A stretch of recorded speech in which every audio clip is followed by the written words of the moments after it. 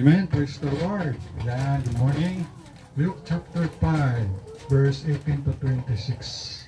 Glory to God. Thanks God. Praise the Lord. Basahin natin sabay-sabay. Luke chapter 5, verse 18 hanggang 26. Okay? Basahin natin sabay-sabay. Luke chapter 5, verse 18 to 26. Read, begin. And behold, men brought in a man which was taken with a palsy, and they sought means to bring him in, and to lead him before him. And when they could not find by what way they might bring him in because of the multitude, they went upon the housetop and let him down through the tiling with his coats into the midst before Jesus. And when he saw their faith, he said unto him, Man, thy sins are forgiven thee. And the scribes and the Pharisees began to reason, saying, Who is this which speaketh blasphemies? Who can forgive sins but God alone? But when Jesus perceived their thoughts, he answering said unto them, What reason ye in your hearts? Whether is it easier to say, Thy sins be forgiven thee, or to say, Rise up and walk? But that ye may know that the Son of Man hath power upon earth to forgive sins, he said unto the sick of the palsy, I say unto thee, Arise, and take up thy coats, and go into thine house. And immediately he arose up before them, and took up that whereon he lay, and departed to his own house, glorifying God. And they were all amazed, and they glorified God, and were filled with fear, saying, We have seen strange things today. So ang title ngayong araw na to, The Paralyzed Man is Important to Jesus. The paralyzed man is important to Jesus. Tayo may yumuko, pimikit, let's pray. Heavenly Father, thank you po sa inyong mga anak, sa kanilang mga Memory Verse Church testimony. Thank you sa iyong salita. I pray, Sweet Holy Spirit, help us, help me. Forgive us and cleanse our heart, Lord. Maabot ang pangailangan spiritual dito sa Onsite Mesa Online. Bless Pastor Nabli sa Bethany Baptist Church Makati, mga churches, Baptist churches all over the Philippines. Bless mo, Lord, mga preacher, pastor, mga speakers. Bigyan ng Bill Wisdom at dito rin sa anong bless mo sa Bethany Baptist Church Mission Calibo. Bless every one of us in Jesus Christ's name. Amen. Ang title, The Paralyzed Man is Important to Jesus. Paralyzed man, ito may sakit. Ito ay lumpo, palsy, a person with disability. Cannot move properly, incapacitated, dependent to other people, helpless, hopeless, workless, walkless, painful situation, pitiful, kabag-abag, lunos-lunos, kaawa-awa, and unproductive person. Siyempre, pag nasa pagkalang, tinatawag na nasa higaan lang. Kung sa ibang, kung sa buntis pa ay bedridden, ito naman ay sick of the palsy, ay bedridden, ay doon na siya sa pag palsy, may lumpo, nakahiga lang. Mahirap nang makakwan. Ipag-pray natin, may isang pastor sa Facebook na kanyang asawa ay may sakit sa spine, kaya hindi daw makaupo, hindi makatayo. So ang hirap po doon sa Manila yun, no? Almost 20,000 ang bill sa spine. So ingatan natin mga katawan, ating mga buto-buto. Yan. So itong palsy, itong may sakit na palsy ay talagang helpless, hopeless, workless, walkless, painful situation, pitiful, an unproductive person. Sometimes, many times, we are also a paralyzed man, woman, young people, children, especially, no? Kung na-control ka ng gadgets, cellphone, and unfruitful activities without heavenly values, naging paralyzed man tayo. Tama, no? Minsan, nasabi ko lang sakit mata ko, gaawat lang itong mga gadget na to. Imbis sa productive pating, nag-energy kating, so hindi ka, hindi ba productive yung, unlike ng mga mga sinaunang tao talagang productive sila dahil busy sa mga gawain. Pero ngayon ay iba na yung generation ngayon. Pero, kontrolado lang dapat. The paralyzed man, number 1, was brought to Jesus. Was brought to Jesus. Sa verse 18 and 19, and behold, men brought in a bed a man which was taken with a palsy. So mayroong 4 ito. Itong kaibigan niya, may concern, and they sought means to bring him in and to lay him before him. When they could not find, dahil maraming tao, what they might bring him, and because of the multitude, pumunta sila sa bubungan. They went upon the housetop and let him down through the tiling with his coats into the midst before Jesus. So imagine, gumawa sila ng paraan dahil sa Israel, sa kultura nila, yung kanilang mga bahay ay mayroong flat na sitwasyon dahil doon sila gabilad ng mga trigo. Iba naman sa Pilipinas, yung mga palay ginabilad sa kalsada. Kaya minsan kasalubong ko yung 4 wheels, stop mo na siya. Kaya ako muna kay yung daanan niya may palay na nakabilad. Saan kami pumunta doon? Yung mga Annalyn? Ay, sa Malinaw, papunta Malinaw. Sa Banay-Banay, Malinaw. Doon pa pala nag-basketball kaya napagod ako, makato. Tapos doon ang binyo. Kala ko liso yan o baryo ng makato pa na dulo. Yun pala, Malinaw na pala. Kaya doon ang palay, doon nakabilad sa kalsada na. So doon sa Israel, ang kanilang mga bahay doon ay flat. Kaya doon sila kabilad ng mga trigo. Nagawang tinapay yun, harina. So, ganun sila. So, mayroong mga 4 doon. Pasalamat sa 4 na to na friends, sa 4 person who have faith, courage, concern, compassion, mayroong heart, love for their neighbor, na gumawa sila ng paraan. Sa bubungan sila pumunta at tinanggal yung sabil tiles o tiling o tinanggal doon. Doon, kung may portion doon at para ilagay lang. Siyempre paalam sila sa may-ari.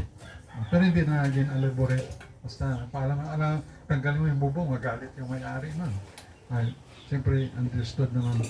So, there are people also sent by God to help us to bring our Savior, Lord Jesus Christ. So, mayroong mga tao rin naman na ginamit ng Panginoon para dalhin sa atin ang mensahe, ang Panginoon Kristo, ang kanyang salita.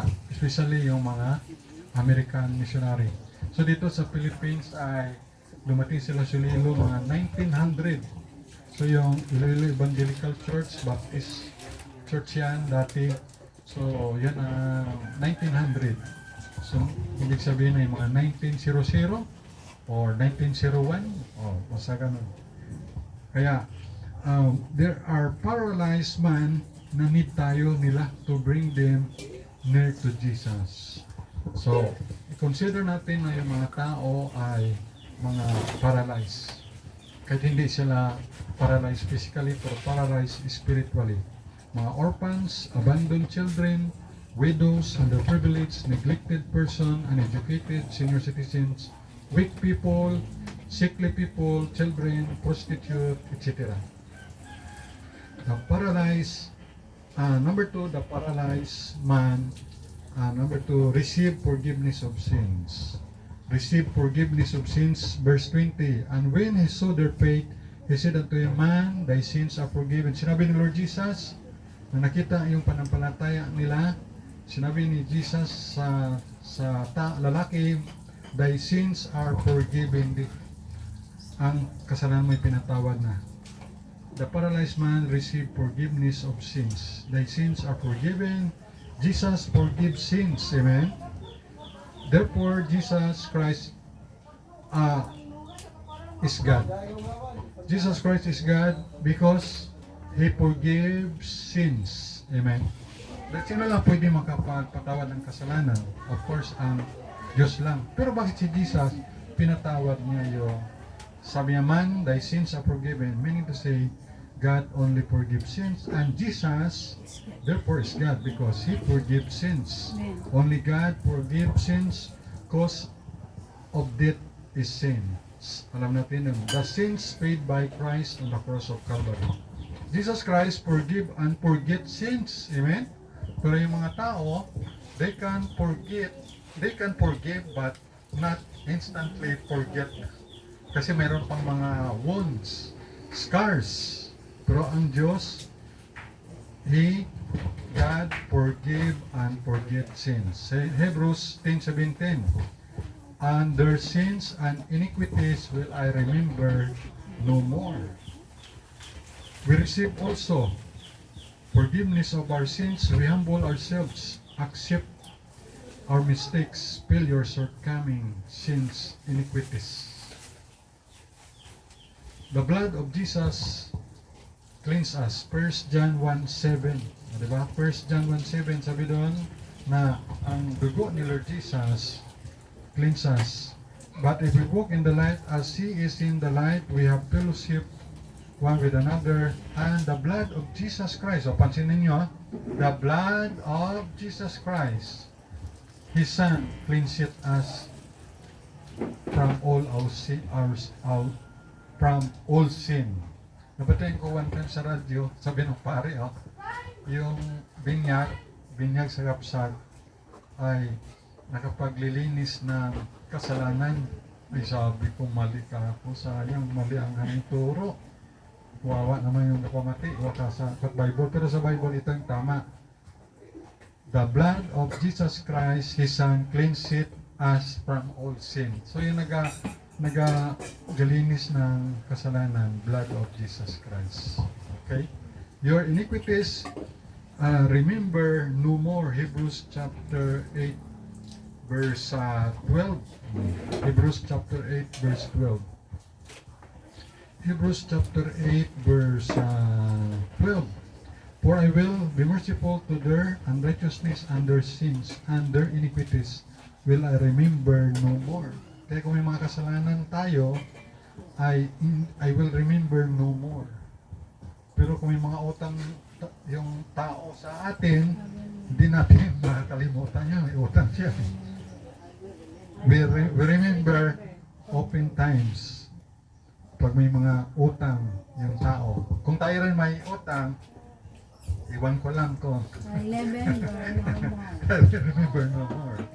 Pero Panginoon, sa ating pagkakasala, sabi, your iniquities remember no more. Maging sa chapter 10, verse 17 ng Hebrews 10:17. Hebrews 10:17. And their sins and iniquities will I remember no more. Yung sins, kasalanan. Yung iniquities ay pagsalansang. Kasalanan din yan. Ba't kaya ginpan, no? May sins pa, may iniquities, kasalanan at pagsalansang. Pero the same naman yan na kasalanan, will I remember no more. Ay hindi ko na alalahanin.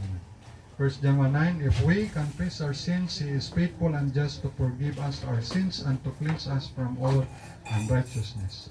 The paralyzed man is important to Jesus. Yan ang title, The Paralyzed Man is important to Jesus. Hindi lang importante yung mga bata. Siyempre, importante rin kay Lord Jesus yung mga bata. Importante yung mga senior saints, mga matatanda. Importante rin kay Lord Jesus yung mga kababaihan, mga women, mga people, women. Yung si Lord Jesus ay muling nabuhay, si Mary Magdalene, mga babae doon ang unang pumunta sa libingan ni Lord Jesus. Siyempre, importante mga bata, senior citizen, mga babae, importante kay Lord Jesus. Yung paralyzed man, importante rin. Disciples, important. Pero, importante rin ang the paralyzed man is important to Jesus. Everyone, all walks of life is important to Jesus. Why? Because mayroong kaluluwa. Number 1, was brought to Jesus. Number 2, receive forgiveness of sins. Nung dinala yung paralyzed man kay Jesus, nakatanggap siya ng blessings. Anong blessings ang natanggap niya? Forgiveness of sins. Yan. Pinakamaganda na regalo sa iyo ng Diyos, pinatawad niyang kasalanan. Maliban doon, sunod doon siyempre eternal life. Number 3, was receive healing from Jesus. Nakatanggap siya ng kagalingan kay Lord Jesus. Balik tayo sa Luke chapter 5 verse 24. Luke 5:24, but that you may know that the Son of Man hath power. Mayroong kapangyarihan si Jesus Christ upon earth to forgive sins. He said unto the sick of the palsy, arise, and today arise, bangon, tindig, tayo, and take up thy coats. Dali mo yung higaan mo, kumbaga folding bed, siyempre wala, parang folding bed rin siya, and go into thine house. Pumunta ka sa iyong bahay. Was receive healing from Jesus. The greatest physician, si Lord Jesus. Sino ang dito si Lord Jesus sa time natin? No? Wala na silang hospital, no? Siyempre, lahat na may sakit. Pila kay Lord Jesus, magaling, di ba? Wala na hospital. Wala nang doktor. Iba, wala na si Lord Jesus, doon na sa langit. So yung mga doktor na yan, mga nurses, sila yung representative ng Panginoon. Hindi sa mga quack doktor na magkuha ng mga itlog, tapos isang ginahibo-hibo na hibo-hibo sa tiyan o sa saan. Tapos pag nabuka, ay ito yung sakit mo, ganito. Wala ng mga budo-budo, no, wala na yan. Meron tayong doktor. Meron tayong provincial hospital. Huwag sa mga private, no? Grabe sa private hospital na meron dong baby in ICU, nag-iyak-iyak yung lola. Nakita ko sa Facebook na ang bill na nila ay sobra 1 million. Oh, 1 million na. Dahil sa sanggol na baby na nasa ICU. Meron rin asawa ng pastor na may pansa spine, di upo, makatayo. Almost 300,000 na rin yung bill rin. Yung papani ni Kael eh. Buntis yan, ginpa ba ni Kael? Oo, ginpa ni Kael. Kung sino bang Godson tumulong. Ay, ganyan no? Pero kaya kay Lord Jesus wala na yun sana. Pero representative yung mga doktor, pero kung wala namang budget, wag lang sa mga private kay sigurado yun. Nakaka-stress yung bill. Sana no? Marami naman tayong pera sa gobyerno, no? Libre na lang sana yung hospital, no? Hospitalization, private at government. Ganun sana. Kailangan napupunta, yata, iba ko kung gano'n katotoo, 30% sa taong bayan, 70% sa bulsa ng mga korap, sa mga koleksyon ng mga buwis. Sana matanggal na yung state tax at saka value-added tax, tanggalin na rin. Kaya wala namang kwenta. Pahirap lang sa taong bayan. Wala naman yan dati sa time ni Marcos Senior. Wala yan. Wala man yan sa time ni Cory. Wala yan sa time ni Ramos. Wala yan sa time ni Gloria. Wala. Or kasi sa time ni Gloria or ni Pinoy. Sa time ni Iraq, parang wala rin yan. So, little lang yan. Pero, ganun ang nangyari. Kinukurap lang naman pala. So, the greatest physician, Lord Jesus, healed him instantly. So glory to God for the faith of the poor friends, helpful friends. Kaya tayo maging healthy lang, iwas lang tayo sa sobrang alat, sobrang tamis, sobrang pagod. Para healthy lang, healthy lifestyle. In the presence of the Lord there is healing, physical healing, spiritual healing, relationship healing, emotional healing. In our life, we receive healing too from our Savior Lord Jesus Christ. Spiritual, katanggap tayo ng healing. Praise God, by grace, by His prophet. Physical, emotional, financial, social, and all kinds of healing. Kaya nga, there's no place like home. Kaya, mas maganda na doon ka lang sa inyong sariling bayan, sariling bahay, sariling komunidad, ikaw pa yung busing. Pero kung nagtatrabaho ka OFW sa ibang bansa, or ikaw ay katulong dito sa domestic helper sa Pilipinas, ay minsan ay hindi mo hawak yung oras mo at schedule mo, hawak ng iba. Kasi ikaw nga ay servant. Okay lang kung servant, mas malala kung slave. Mas maganda yung pakinggan yung servant ka compared sa slave. Kasi yung slave ka, alipin, wala kang karapatan. Kaya doon sa Israel, ang mga lalaki pag may hikaw, pag ang lalaki yung slave yan, slave. Kaya, Jomar, JJ, huwag kayong magpahikaw. Ha? Kaya pag may hikaw ay may pagkanyan, slave. At ang hikaw ay para sa babae yan, ha? Hindi sa lalaki. Hikaw ay sa babae. May hikaw si Caitlin. Kaya ang church ay ito ay hospital for healing. No? Kaya sa hospital, ang church mission, consider hospital yan kasi makakapakinig ka dyan ng correction, rebuke, encouragement, kompleto yan. Siyempre, di ba pag in-injectionan ka, sakit, di ba?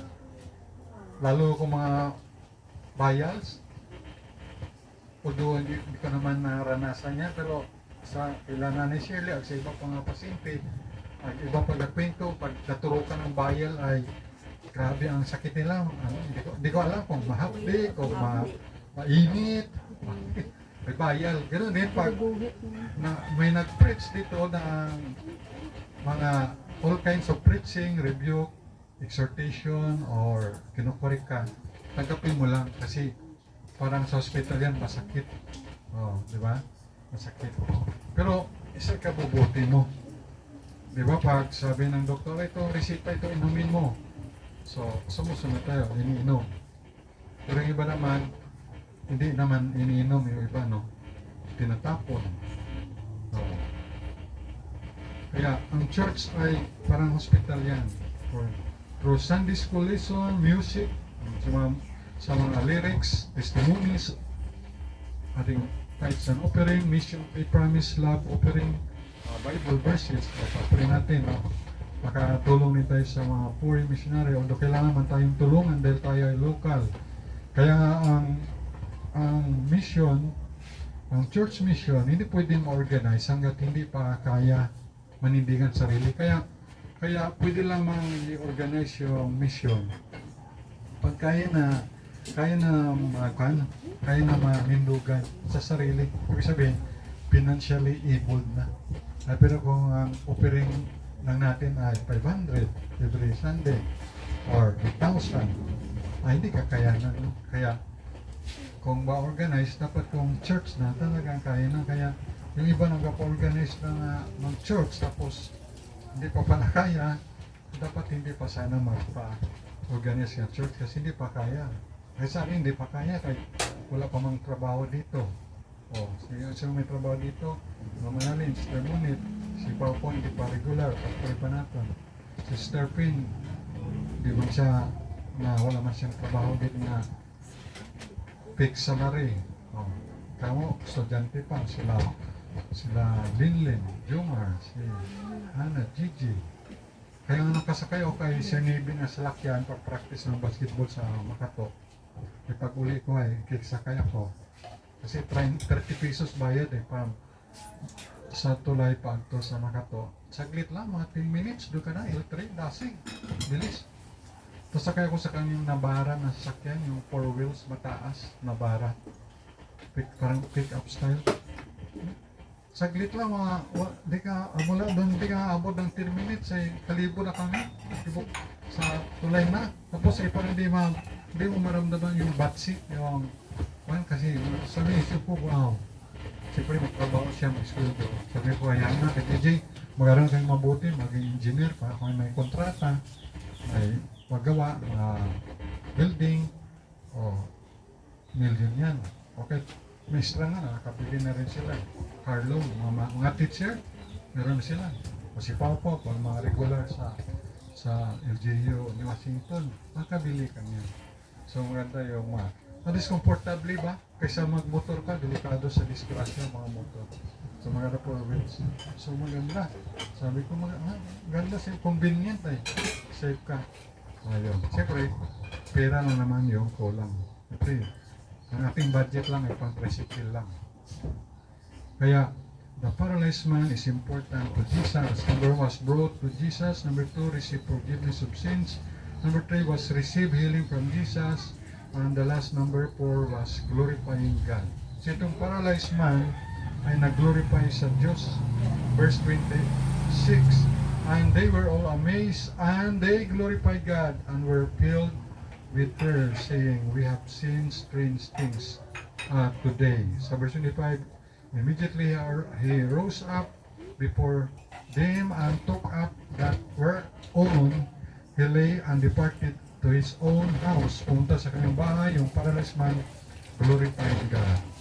The paralyzed man, number 4, was glorifying God. God was glorified in that account story. They thanks and praise God for the miracle done. Praising and thanking God. Extraordinary happenings was manifested when we praise the Lord. Glorifying God and being grateful to Him. Use our lips, our life, to glorify God. Let your word season with salt testimony of the goodness of God and kindness of God and the people of God. Colossians 4:6, let your speech be always with grace, seasoned with salt, that you may know how you ought to answer every man. 2 Corinthians 4:15, for all things are for your sakes, that the abundant grace might through the thanksgiving of many redound to the glory of God. The paralyzed man is important to Jesus. Amen? So ikaw rin, kung hindi ka physically paralyzed, pero important ka rin kay Jesus. Pero kung mga tao na naka-stack up lang, nasa kwarto lang, walang ginagawa, nakatambay, ang fruitful, consider na rin silang mga paralyzed. Siyempre, hindi mapakinabangan. Pero important ka pa rin sa Panginoon. Once na si Jesus ang mag-control sa buhay mo at may maglapit sa iyo sa Panginoon Jesus, ay sigurado ganito rin ang mangyayari. Was brought to Jesus, received forgiveness of sins, was received healing from Jesus, was glorifying God. Di ba tayo paralyzed rin? Pero nung dinala tayo kay Jesus Christ, nandiyan si Pastor Errol, Pastor Pin, Day Heidi, Pastor Munit, na estudyante ko pa sa DBBS, at kayo mga bata, ay mayroong tao na ginamit ng Panginoon, dinala kayo sa Panginoon Jesus, kaya nakatanggap kayo ng biyaya ng kapatawaran kasalanan at buhay na walang hanggan. Nakatanggap kayo ng healing, hindi lang sa physical, kundi spiritual, at maging sa emotional. Kasi sa time natin nga na stressful, ano pa, painful, ano pa mga stress ngayon, mga panon. Ngayon, makatanggap kayo sa Panginoon ng kahilingan sa mga ganyang bagay, and then you will glorify God. Amen? So, ganyan, every individual person without the Lord Jesus Christ, in their heart, life, is a paralyzed man and woman, young people, children, and senior citizens. Let's bring our Savior, Lord Jesus Christ, to them. Share them the gospel of salvation. Message to them before it's too late. Their souls have eternal value. Let Lord Jesus Christ heal them spiritually and physically. Kaya sabi ko kay JJ, hindi pwede nga ako lang magsulwini mag-isa J. Mamaya kapsulwini ako, kausap ko babae na dalaga o may asawa. Nakakita sa akin na nobyo niya o mister niya, masilosan pa ako. Magalit siya. Pero kung kasama ko ikaw, ay at least kasama ko ikaw. Or magsulwining ako, makapikit ako, yung aking nalang magsulwining, pala mo yun. Sasaksakin na lang ako or susuntukin or hatawin. So dapat may kasama ka na nakabila. Kapag siyempre ang ating motive maganda, pero hindi natin mabasa yung motive ng iba.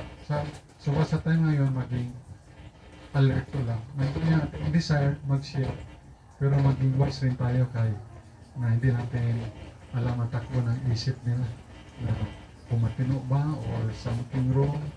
Importante, nandun kami. Minsan pag hindi na ako mag-share na makapagsalita, bigyan ko na lang gospel tracts. Please, pag mabasa lang. Please, nandun naman pag nabasa naman yung gospel tracts, may kumplita naman yan, may sinner's prayer naman. Siyempre, salvation by grace by faith. So, let Lord Jesus Christ heal them spiritually and physically. God bless us all. Amen. Matapos na. Let us pray. Our loving Father in heaven, thank you po sa iyong salita at paralyzed man is important to Jesus. Yan rin pa yung bawat isa sa amin ay important sa iyo, Panginoon. At salamat po, may mga tao na ginamit ka po, Lord, na maadala kami sa iyo. At nagkaroon kami na blessing, forgiveness of sins, at kami ay nakapag-glorify sa iyo, O Diyos, at nagkaroon kami ng healing. Di lamang physical but spiritual, mostly. Thank you po, Lord. So we pray, Lord, ang mga anak mo na nandito, meron man sila mga panalangin sa iyo, ay tugunin niyo, Lord, ang iyong mga prayer, thanksgiving sa inyo, Panginoon. So kung meron kang kailangan sa Panginoon, meron kang mga prayer, thanksgiving, ay sabihin mo sa Panginoon, kaya diyan ka lang sa upuan, kaya masikip pa ng pwesto dito, the altar is no other than the Lord Jesus Christ. Sige po, pwede na mag-pray.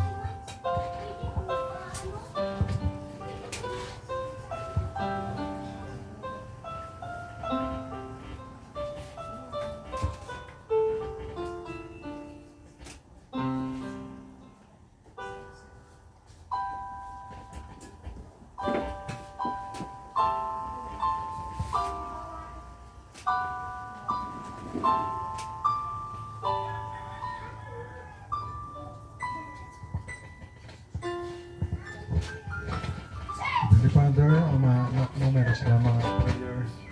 Lord, I pray na salamat sa iyo, Lord. Call unto me and will answer thee and show thee great and mighty things which thou doest not. So Jeremiah 33 verse 3. Ngayon sa John chapter 14 verse 13 and 14, ano marinin nila Ama sa pangalan ng Lord Jesus, sabi niya po, I pray, Lord, ang financial provision para kay Heidi, para sa kanyang postizo, Lord, kaya makalodal kanya safe train. Sa sana mga anak, mga apo, deserve ni Vanessa makaanak, pagkalawin po. I pray si Sister Monique, Lord, financially sa kanyang mga loan na ipasa niya, mapulipid, at healing rin pa yun sa kanyang mga sakit, sa internal, sa kanyang mga katawan, sa mga tumor. We pray na malusaw sa pamagitan ng gamot ng Panginoon at provision sa financial loan. Friends Cecilia, God of wisdom. First Sister, pray, Lord, thank you na naka-uwi na siya, Panginoon. I pray, Lord, na kayo makalusip ng good of wisdom din, ng source of income para sa kanyang Panginoon. I pray si Pastor Riddle, complete po din siya natin stroke, Lord, pagkain kanyang bahay, ang Nadji at kanyang mga anak, i-bless mo kanyang mga anak buhay, Brethren Bible Baptist Church, i-bless mo rin, si interim pastor, si Pastor Christopher, pagpalan niyo Panginoon. I pray si Papa, marigulat siya, Lord, sa LGU Washington. I pray